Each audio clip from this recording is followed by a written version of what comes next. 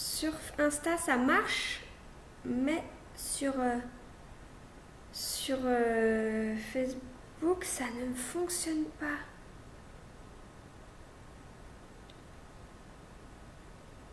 Est-ce que quelqu'un peut me dire si ça fonctionne sur Facebook? Sur Insta pour me dire je ne comprends pas ce qui se passe. Mince, mince, mince, mince, mince. Alors, Facebook.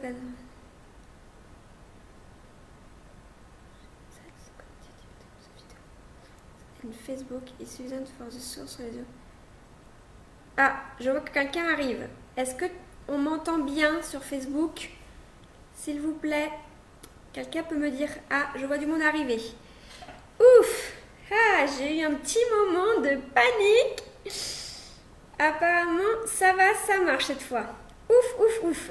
Merci, merci. Alors, bienvenue, bienvenue. Je vais laisser un peu de temps à tout le monde d'arriver, puisque là, évidemment, j'ai recommencé plusieurs fois. Donc, je vais attendre que tout le monde ait une notification comme quoi ça a commencé. Je vais vous remettre le lien pour le document à télécharger si vous ne l'avez pas déjà fait. Allez-y. Allez-y, allez-y. Bon, c'est bon, on voit bien, on m'entend bien. Super. Donc, je remets aussi sur Insta le document. Comme ça, vous pouvez le télécharger. Voilà, voilà. Donc, je vais laisser un petit peu le temps. Ah, coucou Stéphanie. Coucou Sophie. Coucou. Coucou. Ceux qui arrivent d'autres. Donc, je vous laisse arriver.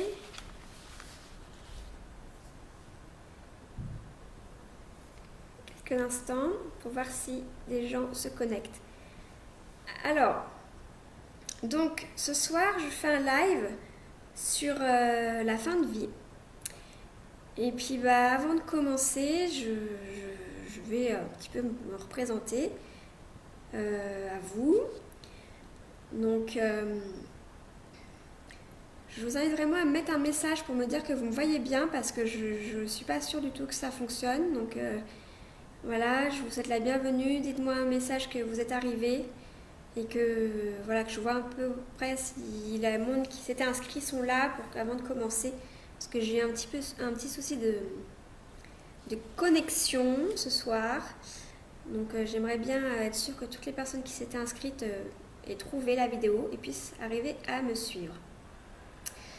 Parce que je vois que Catherine nous a rejoint. Je ne sais pas si vous m'entendez, Catherine, ou pas. Si c'est bon, mettez-moi un OK, tout va bien, ou un petit cœur, un petit like, afin que je vois si tout va bien.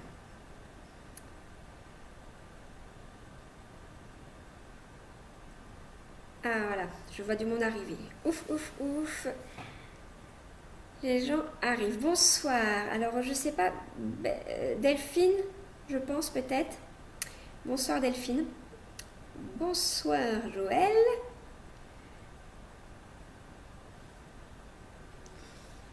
Donc, je disais que je vais me présenter à vous. Ah, je vois plein d'émoticônes qui arrivent, donc c'est qu'il y a du monde. Bonsoir Cathy. Je suis contente de vous recevoir. Je vous ai mis le lien du document à télécharger. Il y aura des petites informations et puis vous aurez de quoi noter les notes pour ce soir. Alors donc, je disais que je vais me présenter quand même pour ceux qui ne me connaissent pas encore. Donc moi, c'est Laetitia et j'accompagne les personnes en fin de vie et leurs proches et aussi les personnes endeuillées. Alors pourquoi j'en suis arrivée à faire ça? En fait, c'est parce que je suis passeuse d'âme, c'est-à-dire que je peux communiquer avec les âmes pour les aider à passer dans la lumière. Au début, je pensais n'accompagner que les âmes de personnes décédées, mais je me suis rendu compte que j'accompagne aussi leurs proches à cheminer dans leur deuil, mais aussi j'ai compris que je pouvais accompagner les âmes des personnes en fin de vie. Comme je lis dans le document que je vous invite à télécharger, j'ai compris cela avec mon grand-père quand je l'ai accompagné. Bonsoir à ceux qui arrivent sur Insta aussi. Donc maintenant que je pense qu'il y a plusieurs personnes qui sont arrivées, je vais pouvoir commencer. Si vous regardez la vidéo, vous pouvez mettre un petit hashtag replay, comme ça je verrai qu'il y a d'autres personnes qui la regardent. Et si vous avez des questions en replay, n'hésitez pas à les poser. Alors donc l'accompagnement de fin de vie et des personnes endeuillées est encore trop peu répandu, alors que 4 Français sur 10 disent traverser actuellement un deuil. En ce qui concerne les personnes en fin de vie, il y a de plus en plus de services de soins palliatifs, mais pas encore assez, et surtout, peu prennent en compte l'âme des patients. C'est donc pour cela que j'ai choisi de faire ce live, afin de vous parler de ce qui se passe, et surtout d'informer qu'il est possible d'aider ces personnes. Pour ce live, je ferai 3 points. Donc la première partie, je vous dirai ce qu'il se passe pour le corps et l'âme. Ensuite, je vous dirai comment aider les personnes en fin de vie. Et enfin, il y aura une partie avec les questions-réponses. Donc je vous demande les questions de les écrire à la fin parce que je n'aurai pas le temps de regarder vos commentaires. Donc attendez la fin quand je dirai que ce sera le moment des questions-réponses pour vous poser vos questions. Êtes-vous prêts? Dites-le moi en commentaire que je sache si tout le monde est prêt pour suivre ce live, pour suivre ce que je vais dire sur la fin de vie. Mettez-moi un petit commentaire, ok, c'est bon, tout est ok, d'accord, que je puisse savoir que vous êtes prêts.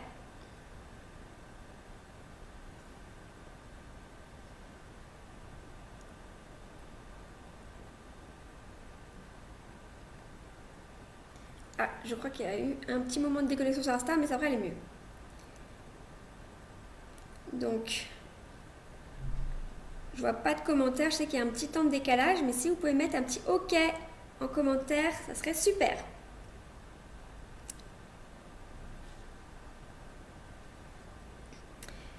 Avant de commencer, comme je lis dans le document que je vous ai donné, ce que j'expliquerai pendant ce live, c'est le fruit de mes recherches, mais aussi de ma vision des choses et de ma communication avec les guides.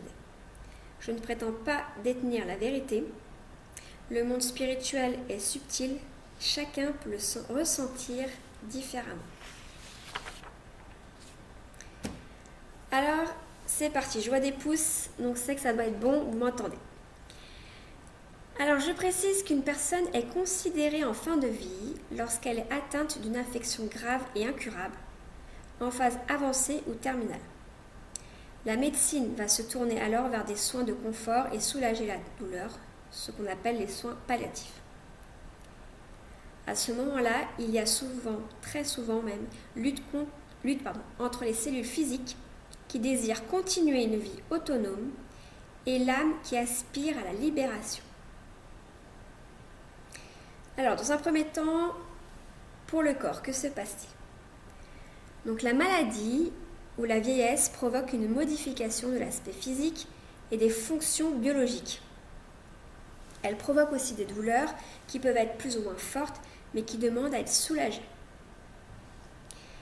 Il peut aussi y avoir insuffisance respiratoire, insuffisance rénale, des troubles digestifs et d'autres maux. Bon, bah ça c'est un signe. Mon affiche est tombée. C'est pas grave. Il y a certains signes qui indiquent que la maladie ou le processus de vieillissement entre dans la phase de préparation à la mort.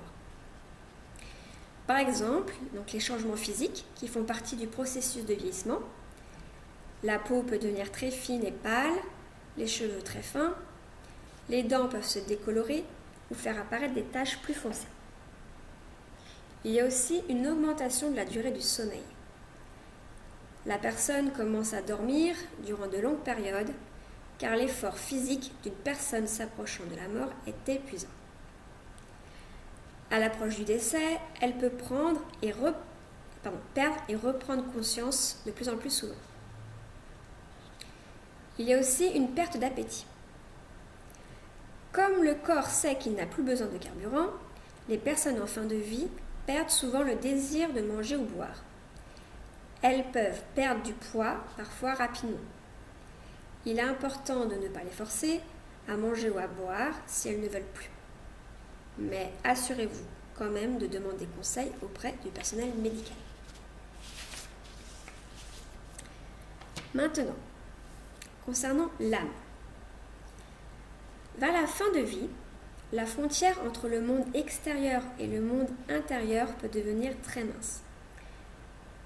Par exemple, on sait maintenant, grâce aux recherches, que lorsque la mort s'approche, les gens sont souvent mus par une force presque organique, les poussant à affronter et à régler les situations non résolues de leur passé, notamment avec les membres de leur famille.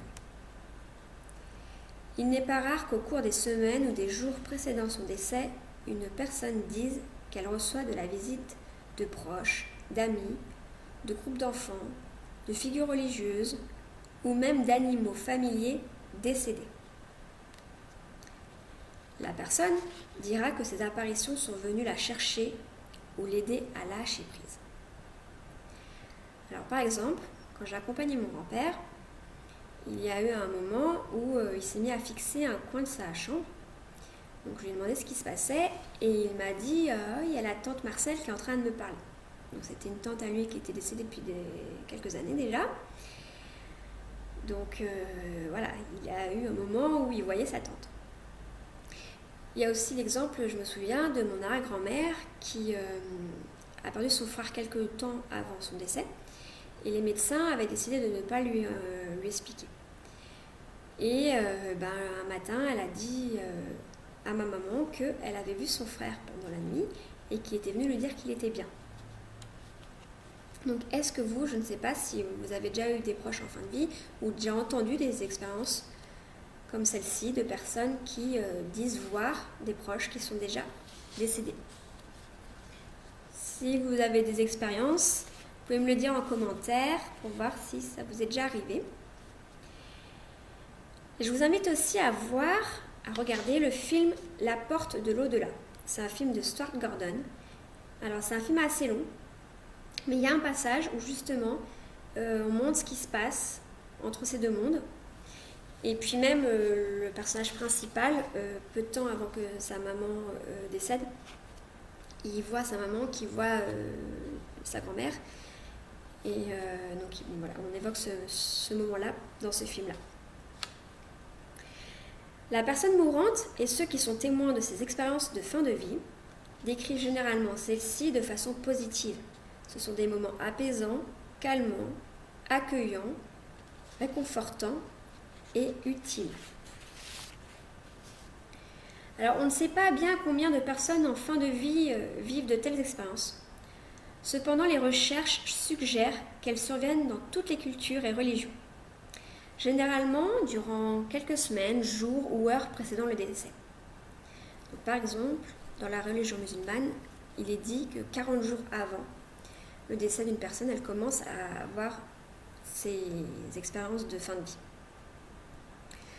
Or, il est probable que de nombreuses de ces expériences ne soient pas partagées car la personne a peur de paraître confuse ou angoissée et qu'on lui donne des médicaments pour empêcher ces expériences. Il est donc important d'accueillir ces paroles de ces personnes. Ce que j'ai fait donc, avec mon grand-père quand il m'a parlé de sa tante, j'avais découvert peu de temps avant qu'il y avait ce pont qui se créait entre les deux mondes. Et donc, plutôt de lui dire « Ah non, je vois rien, on est à l'hôpital, ta tante elle n'est pas là », je lui ai dit « Ah oui, ah d'accord, passe le bonjour de ma part. » Voilà. C'est important de ne pas nier ces expériences. Ces visions, ou ces rêves de fin de vie, revêtent un sens profond pour ces personnes, les aidant à faire face à leur processus de mort. Alors, je vais vous lire un extrait de Stanford Beatty dans un livre qui s'appelle, alors je ne suis pas très bonne en prononciation d'anglais, mais ça s'appelle Are They Hallucinations ou Are They Real? Donc est-ce des hallucinations ou est-ce la réalité? Si nous ne commettons pas l'erreur de supposer qu'elles sont confuses, nous pourrons probablement ressentir une partie de la joie qu'elles éprouvent, car nous sommes alors témoins de la rencontre momentanée de deux mondes qui demeurent tout le reste du temps complètement séparés et inaccessibles l'un à l'autre. C'est cette rencontre que j'appelle la spiritualité de la mort. Alors moi je suis assez d'accord avec ce qu'il dit, à part le fait que les deux mondes ne peuvent pas se rencontrer à un autre moment. Moi étant médium, j'ai accès à des rencontres avec l'autre monde. Mais pour quelqu'un qui n'est pas médium, c'est le moment dans sa vie où il va avoir accès à ce monde-là. Attention, il existe bel et bien des hallucinations dues aux médicaments. Mais ces hallucinations se manifestent par des images telles que le papier peint qui bouge, des insectes qui grimpent, des étranges animaux ou encore des diables ou des dragons. Les patients peuvent alors être effrayés, contrairement aux expériences de fin de vie, où elles semblent apaisées et réconfortées. Ces expériences semblent les aider à se détacher du monde matériel et à surmonter la peur de la mort. Donc voilà, il est important de faire la part des hallucinations et des expériences de fin de vie. Les hallucinations sont plus des moments vraiment effrayantes, et là il faut aussi aider les personnes en fin de vie à surmonter cela. Alors maintenant je vais vous parler de comment faire pour aider ces personnes. Alors, donc premièrement, par la communication. Donc tout d'abord l'écoute. Certaines personnes se sentent effrayées, désorientées et incapables d'exprimer ce qu'elles ressentent ou ce dont elles ont besoin. Elles peuvent avoir peur de mourir, elles peuvent avoir l'impression d'être un fardeau, elles peuvent se sentir perdues et seules et ayant besoin que quelqu'un leur demande comment elles se sentent vraiment. Elles peuvent être en colère, elles peuvent avoir des regrets, elles peuvent attendre impatiemment de mourir, elles peuvent vouloir prendre contact avec des proches ou amis avec qui le lien a été coupé. Elles peuvent vouloir avouer des choses ou demander pardon. Ceci peut être douloureux et bouleversant pour les proches, mais aussi très libérateur. Alors, si vous ne savez pas comment réagir, faites-en part au personnel. Faites de votre mieux selon vos capacités, celles aussi de la personne en fin de vie. N'hésitez pas à demander de l'aide et ne culpabilisez pas. Le plus important, c'est que le patient soit entendu, pas forcément par vous. Vous devez aussi prendre soin de vous. Dire au revoir en personne est une démarche importante pour tout le monde. Par un soutien et des encouragements en douceur. Vous pouvez souvent permettre à vos proches anxieux ou effrayés de surmonter leur angoisse et de se sentir apaisés. Moi, mon grand-père, à un moment donné, il m'a dit qu'il ne s'en sortirait pas. Il m'a dit cette fois, je ne vais pas m'en sortir. Donc, je lui ai répondu que le plus important était qu'il parte sereinement et sans douleur, que j'étais prête et que c'était à lui de décider quand.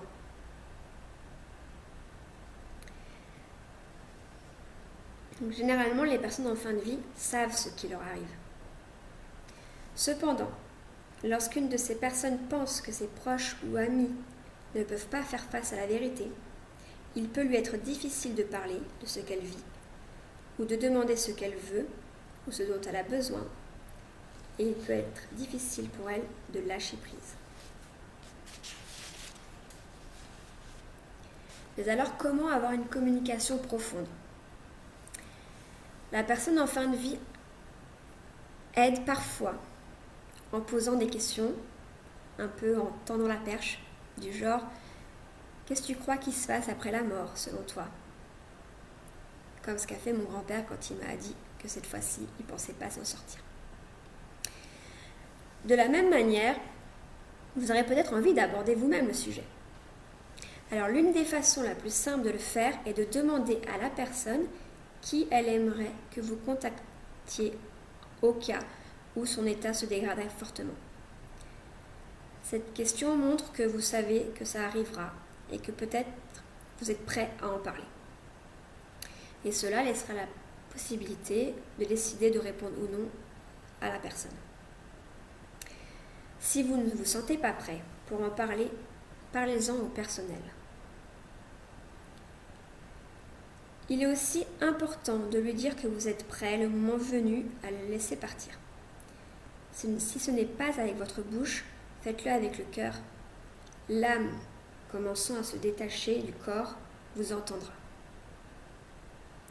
Attention, ce n'est pas parce que la personne ne peut plus parler ou que celle-ci est dans le coma qu'elle ne vous entend pas. Vous pouvez lui parler et surtout, si vous êtes à côté d'elle, ne parlez pas d'elle comme si elle n'était pas là.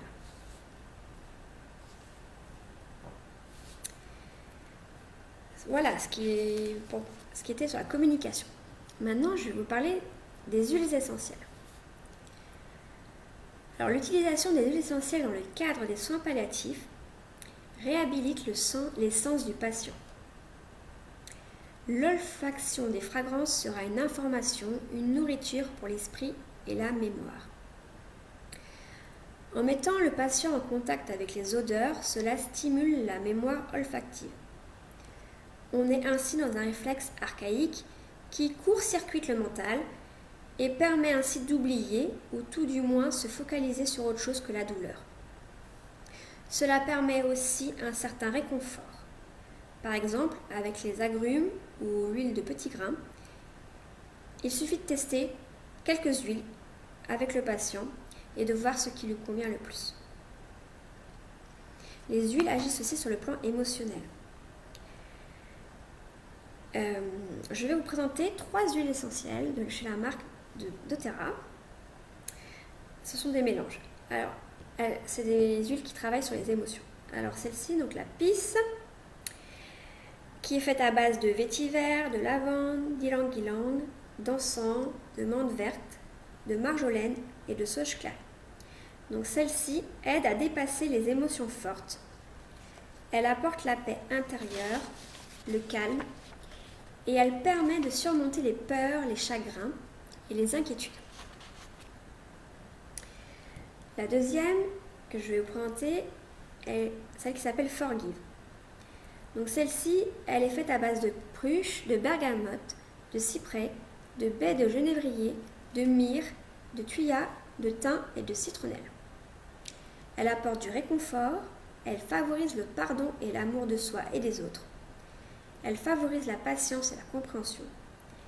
Elle apaise les sentiments de colère et de culpabilité. Et la dernière, qui est Console. Celle-là est faite à base d'encens, de patchouli, de rose, d'ylang-ylang, de bois de santal, de laudanum, d'amortis et de fleurs d'osmanthus. Celle-là, elle favorise le réconfort et l'espoir. Elle apaise les sentiments de tristesse et de chagrin. Ces huiles existent en huile pure et peuvent être diffusées ou comme ceci en dilué pour une application topique. Attention, il faut toujours demander l'avis du corps médical avant de les utiliser chez le patient. Mais cette utilisation, qu'elle soit en diffusion ou en topique, aidera aussi bien la personne en fin de vie que vous les proches auprès d'elle. Si vous voulez en savoir plus sur ces huiles, n'hésitez pas à la fin du live à me poser des questions ou par la suite à me demander. Ensuite, aider les personnes en fin de vie par la prière. Il n'est pas rare de voir des personnes en fin de vie, peu pratiquantes, voire même athées, se mettre à prier.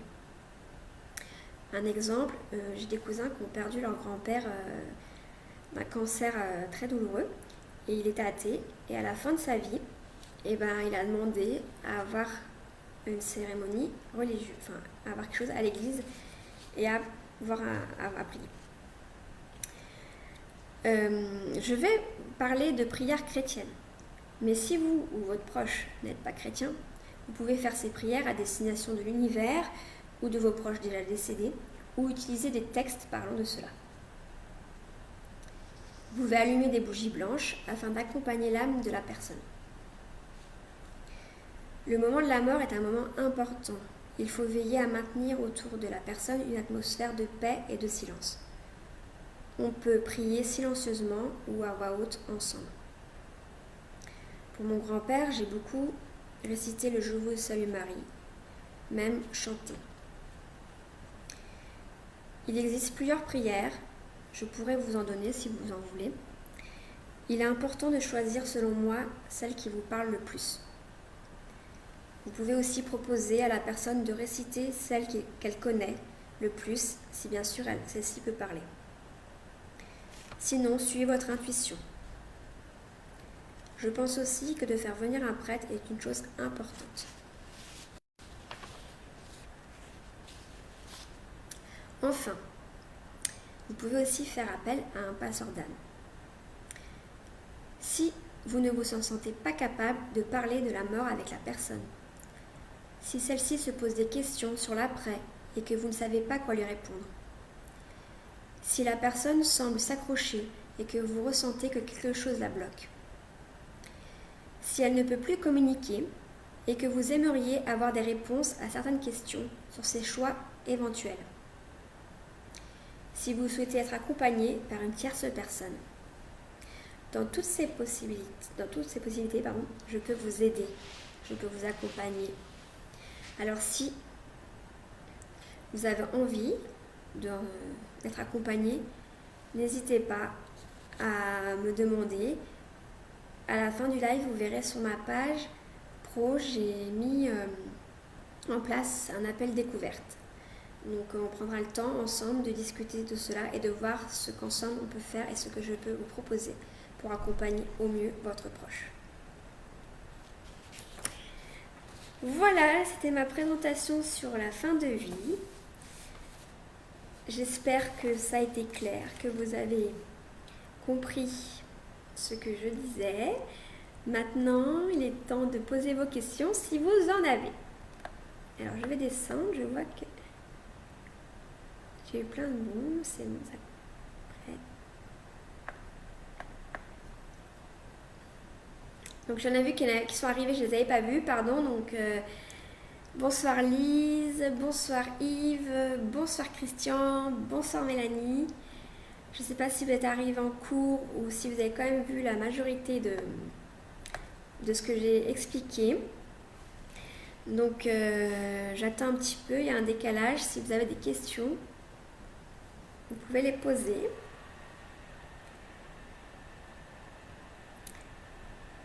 Ou au moins, si vous pouvez mettre un petit commentaire pour dire que voilà, vous avez compris. Je vais boire un petit coup en attendant les commentaires.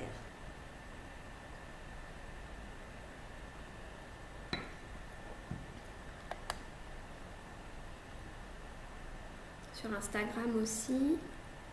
Non, je pense que c'est toujours connecté, mais il n'y a pas de commentaires.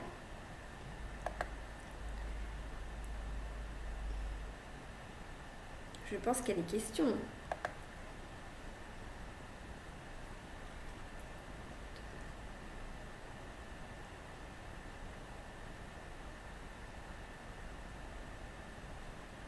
Est-ce que vous êtes toujours là? Ah, je crois qu'il y en a une. Alors. Ah, merci Lise. J'ai tout vu, c'était clair. Merci. Super, je suis contente. Et les autres, avez-vous des questions?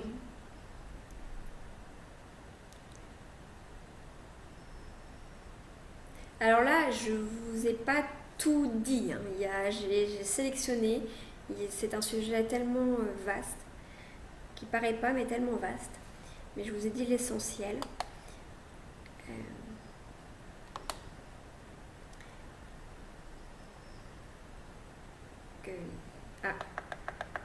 Très clair. Merci Mélanie. Pas de questions, merci. Je vois des cœurs et des pouces, merci. Ça me fait plaisir. Ah, alors.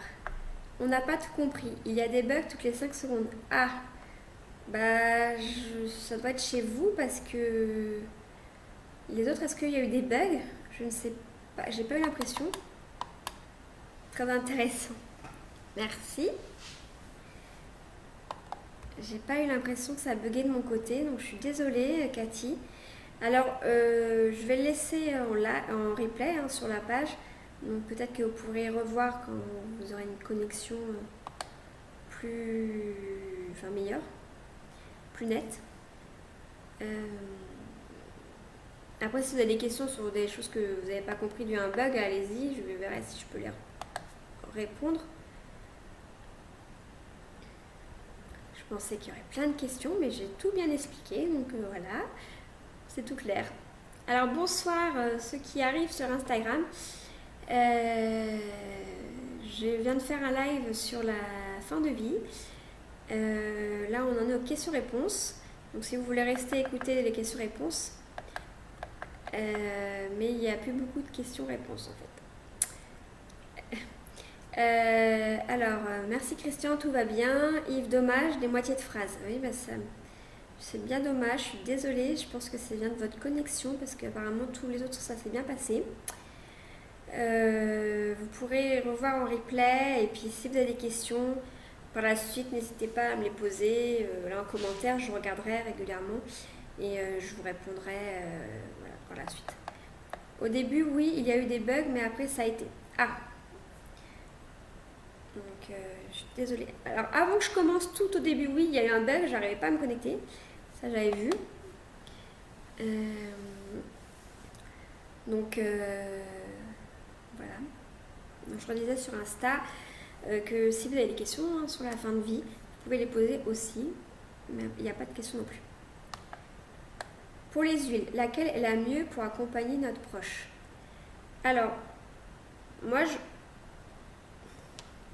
sur les 3 que j'ai proposés, je pense que c'est la pisse parce que ça permet d'être en paix en fait, de lâcher tout. Donc, oui, je vous ai pas montré, je crois pas. Pour la mettre, donc on met sur les poignets, comme ça. On peut la mettre sur le cœur aussi, ou juste la sentir. Si on peut la mettre juste en dessous du nez ou la sentir en diffusion, déjà ça marche bien. Et je pense qu'il y en a une des 3 à retenir, ça serait celle-là. Pour vraiment être en paix, lâcher et partir sereinement. Après, forgive, comme je disais, s'il y a des blocages, une personne en fin de vie qui a de la colère envers quelque chose et que c'est pas résolu, voilà, ça peut aider à faire passer cette colère et puis pouvoir du coup être plus serein. Et si c'est quelqu'un qui ne part pas parce qu'elle est très, très, très triste de devoir quitter les siens, forgive aussi console peut calmer cette tristesse.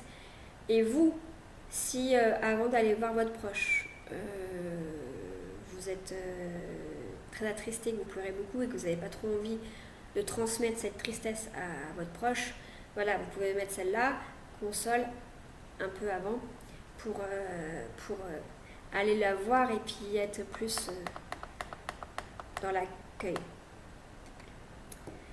Alors, bonsoir Sabine, tu arrives à la fin, tu pourras regarder en replay. Je vais laisser et puis si tu as des questions par la suite, tu pourras les poser. Alors, lorsqu'on a la grâce de pouvoir accompagner un être cher, mis à part l'amour qu'on lui porte, c'est un moment qui permet de mieux vivre le deuil. Oui, tout à fait. Ça permet d'être présent, ça permet de mieux vivre parce qu'on voit ce départ. Et puis, il y a tout ce qui est communication avant, ça permet de soulager et en fait, les non-dits posent plus de soucis que de mettre des mots sur ce qui se passe. Et moi, à mon sens, ce n'est pas un sujet qui devrait être tabou. En France, surtout, pas mal les pays occidentaux, on n'en parle pas assez. On met le sujet de côté, on parle pas, parle pas de testament ni rien, parce que ça fait peur. Mais en même temps, d'en parler, ça permet de s'enlever des poids. Parce que quand on a parlé avant le décès d'une personne, de qu'est-ce qu'il souhaite avoir, qu'est-ce qu'il souhaite, est-ce qu'il va être enterré, est-ce qu'il va être incinéré, Est-ce qu'il veut être il veut être enterré? Est-ce qu'il veut une messe? Est-ce qu'il veut pas de messe? Voilà, ça enlève un poids une fois que le décès est là, parce qu'après, je pense que je ferai un live sur le deuil, mais après, c'est des questions qu'on porte et qu'on doit répondre, et on sait pas en fait si c'est vraiment ce que le proche voulait. Donc ça permet vraiment de mieux vivre le deuil. Catherine, pareil pour moi, Laetitia a beaucoup de coupures, je regarderai en replay, merci à vous. Ah, j'espère que c'est pas mon live qui a coupé. J'espère que ça n'a pas coupé. Je suis désolée. J'ai pas eu l'impression, moi. Bonsoir Frédéric, donc pareil, je viens de faire un live sur la fin de vie, tu pourras regarder en replay. Alors Mélanie, c'est obligatoire de se l'appliquer sur nous-mêmes ou le mettre à diffuser est possible? Les huiles, non, on peut faire les deux, on peut faire soit soi-même, soit en diffusion. Après, c'est vrai qu'en diffusion, dans un hôpital, dans une chambre, il faudra forcément avoir l'accord du personnel. Bon, je sais que maintenant, de plus en plus, soins palliatifs, ils le font et ils mettent en place l'utilisation des huiles essentielles, pardon, mais il faut l'accord. En application, ça permet un contact plus direct, mais on peut faire les deux.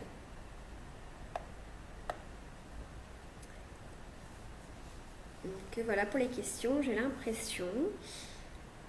Je suis vraiment désolée pour la coupure, pour ceux qui ont eu des coupures. Donc voilà. Avez-vous d'autres questions Si vous avez des questions s'il y a des questions qui vous reviennent par la suite, n'hésitez pas à les reposer, hein, c'est pas grave. J'y répondrai, vous venez les mettre en commentaire et puis j'y répondrai par la suite. Parce qu'il peut y avoir des questions qui vous viennent demain ou une fois qu'on aura coupé. Ça arrive souvent. En tout cas, je vous remercie d'avoir été présent. Je vous remercie de vous intéresser à ce sujet. Parce que c'est un sujet qui je pense, comme j'ai dit, n'est pas assez évoqué. Et si vous vous intéressez parce que vous avez actuellement un proche en fin de vie, je vous en remercie pour lui ou elle. Si vous vous intéressez parce que si un jour ça vous arrive et que ça arrive à tout le monde, hein, d'être confronté un jour à la mort d'un proche, et je vous remercie de vous renseigner pour cela et pour que le moment venu vous puissiez accompagner au mieux avec ce que vous pourrez faire. Il ne faut pas se mettre la pression, il ne faut pas vouloir tout faire, mais déjà d'avoir des connaissances, de savoir ce qui se passe, surtout pour l'âme, c'est déjà une très belle chose. Écoutez, est-ce que vous pouvez faire un live comment surmonter le deuil? Oui, Christian, je pense que le prochain live, je le ferai sur le deuil. Mais je ne sais pas encore quand, je vous informerai. Mais je ferai aussi un live sur le deuil, oui. Et je vous informerai. C'est l'étape qui suit après le départ. Donc voilà, je vais vous laisser, vous souhaiter une soirée pleine de vie. Vous dire à très bientôt et n'hésitez pas si vous avez des questions à les poser, et comme je vous ai dit, vous pouvez faire un appel gratuit avec moi pour en discuter tout simplement et savoir ce qu'on peut faire, ce que je peux vous proposer pour vous aider. Encore une fois, merci, à très bientôt. Ciao, ciao!